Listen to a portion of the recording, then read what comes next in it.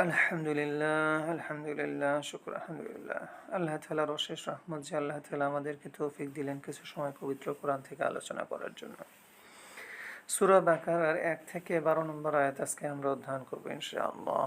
আল্লাহ তাআলা বলেছেন, বিসমিল্লাহির রহমানির রহিম, আলিফ লাম মিম। এটা সেই কিতাব যাতে কোনো সন্দেহ নেই, যা আল্লাহ সচেতন মুত্তাকিদের জন্য সঠিক পথের দিশা বা হেদায়েত। যারা গায়েবে মানুষের সীমাবদ্ধ জ্ঞানে পরীক্ষিত এবং প্রমাণিত না হওয়া সত্ত্বেও অদৃশ্য বাস্তবতায় বিশ্বাস করে, সালাত কায়েম করে এবং আমি যে রিজিক দিয়েছি তা থেকে দান করে। আর হে নবী, তোমার প্রতি এবং তোমার পূর্ববর্তীদের প্রতি যা নাজিল হয়েছে তার প্রতি রাখে দৃঢ় আস্থা এবং আখিরাতের কর্মফলের প্রতি রাখে ইয়াকিন বা দৃঢ় আস্থা। আল্লাহ তাআলা বলেছেন যে এরাই তাদের প্রতিপালকের হেদায়েতের সঠিক পথে প্রতিষ্ঠিত এবং এরাই সফল কাম। আল্লাহ বলেছেন যে নিশ্চয়ই যারা সত্য অস্বীকারী তাদের সতর্ক করো বা না করো উভয়ই তাদের জন্য সমান, তারা ঈমান আনবে না।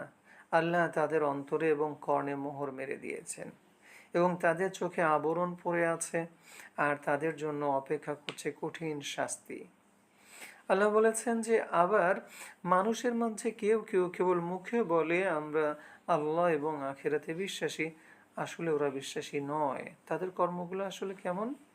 তারা এভাবে আল্লাহ এবং বিশ্বাসীদেরকে ধোঁকা দিতে চায়, মানে মুখে কেবলমাত্র ইমানের কথা বলে আচরণে এবং চলাফেরায় দিন পালন করে না বা আল্লাহর বিধান মেনে চলে না, বাট মুখে বলে যে আমরা বিশ্বাসী। এরকম মানুষগুলোর ক্ষেত্রে তারা কি করতে চায়? তারা এভাবে আল্লাহ এবং বিশ্বাসীদের ধোঁকা দিতে চায়। আসলে তারা নিজেরাই ধোঁকায় পড়ে আছে, কিন্তু ওরা তা বোঝে না। তাদের অন্তর ব্যাধিগ্রস্ত, আর তারা তাদের এই অসুস্থতা আরও বাড়তে দিয়েছেন এবং তাদের জন্য রয়েছে যন্ত্রণাদায়ক আযাব, কেননা তারা ক্রমাগত মিথ্যাচারে লিপ্ত। আল্লাহ তাআলা বলেছেন যে এবং যখন তাদেরকে বলা হয় পৃথিবীতে তোমরা ফ্যাসাদ সৃষ্টি করো না, তারা বলে আমরাই তো শান্তি প্রতিষ্ঠাকারী। সাবধান, আল্লাহ বলছেন নিশ্চয়ই ওরাই ফ্যাসাদ সৃষ্টিকারী, কিন্তু ওরা তা বোঝে না। আল্লাহু আকবার। তাহলে আল্লাহ তাআলা এখানে বস্তুত পক্ষে 1 থেকে 12 নম্বর আয়াত পর্যন্ত 3 শ্রেণীর মানুষের কথা এখানে আলোচনা করেছেন। প্রথমত হচ্ছে মুত্তাকিন, যারা সরল সঠিক পথের দিশা পেয়েছে, বা আল্লাহ তাআলা এই কোরআন অনুসরণ করার মধ্য দিয়ে সরল সঠিক পথের দিশা বা সঠিক পথে পরিচালিত করেন যাদেরকে, তারা হলো মুত্তাকি। এই মুত্তাকিদের বৈশিষ্ট্য হচ্ছে তারা গায়েবে বিশ্বাস করে, মানে সৃষ্টিকর্তা তো গায়েবের মধ্যে রয়েছেন তাকে বিশ্বাস করে, তার ফেরেশতারা গায়েবে রয়েছেন তাকে বিশ্বাস করে, তার জান্নাত জাহান্নাম গায়েবে রয়েছে সেগুলোও তারা বিশ্বাস করে। তারা আসলে জীবনের একটা লক্ষ্যকে নির্ধারণ করে নিয়েছে যে এই দুনিয়ার জীবন তো ক্ষণস্থায়ী, এই দুনিয়ার জীবনের বিনিময়ে সুনিশ্চিতভাবে ভালো কিংবা খারাপ যে কোনো একটা পরিণতি আছে। মানুষ যে দুনিয়াতে অন্যায় অনাচার করছে বা কেউ কেউ যে সত্য এবং ন্যায়ের পথে চলছে, সুনিশ্চিতভাবে তাদের একটা কর্মফল ভোগ করতে হবে। এই বিশ্বাস, এই গায়েবের বিশ্বাস, মানে জান্নাত জাহান্নামের প্রতি বিশ্বাস তাদের অন্তরে বদ্ধমূল করে দেয় আল্লাহ তাআলা। এদেরকে বলা হয় মুত্তাকি।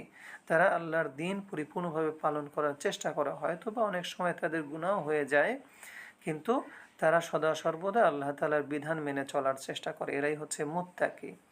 দ্বিতীয়ত আল্লাহ তাআলা বলেছেন একেবারে অবিশ্বাসী, যারা যারা বিশ্বাস করছে না, সৃষ্টিকর্তাকে যারা স্বীকার করে না, মহান আল্লাহ তাআলাকে যে মহাজগতের সকল অস্তিত্বের রব হিসেবে যারা মানে না, তাদের ক্ষেত্রে বিষয়টা হলো এরকম। আল্লাহ তাআলা বলছেন যে তারা সত্য অস্বীকারী এবং তাদেরকে সতর্ক করা হোক বা না করা হোক, তারা সকল ক্ষেত্রেই ঈমান আনবে। আল্লাহ তাআলা বলেছেন তাদের অন্তরে এবং কর্ণে মোহর মেরে দেওয়া হয়েছে, যার ফলে তারা আর ঈমান আনবে না এবং তাদের জন্য আল্লাহ তাআলা রেখে দিয়েছেন পরকালে কঠিন শাস্তি।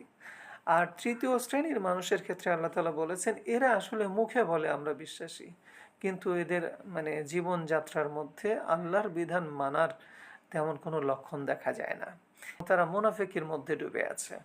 তো এদেরকে যদি বলা হয় তোমরা দুনিয়ার বুকে ফ্যাসাদ সৃষ্টি করো না, তখন তারা বলে যে আরে আমরাই তো আসলে দুনিয়াতে আইন শৃঙ্খলা সংবিধান এগুলো তৈরি করে আইনের শাসন প্রতিষ্ঠা করে আমরাই তো এখানে নিয়ম শৃঙ্খলা বজায় রাখছি। হ্যাঁ, তো সেই ক্ষেত্রে এই মানে অবিশ্বাসীরা বা এই ধরনের মুনাফিকরা তারা নিজেরা মনে করে শান্তি প্রতিষ্ঠা করার জন্য তারা ভূমিকা পালন করছে। আসলে শান্তি প্রতিষ্ঠা করার একমাত্র মানে মহান আল্লাহ তাআলার উপরেই নির্ভরশীল। তাই আল্লাহর কাছেই আমরা শান্তি চাইতে পারি। আপনার বিধান মেনে দুনিয়াতে কামিয়াবি হওয়ার তৌফিক দান করুন এবং আখিরাতেও জান্নাতি হওয়ার তৌফিক দান করুন। আমিন সুম্মা আমিন। আলহামদুলিল্লাহি রাব্বিল আলামিন।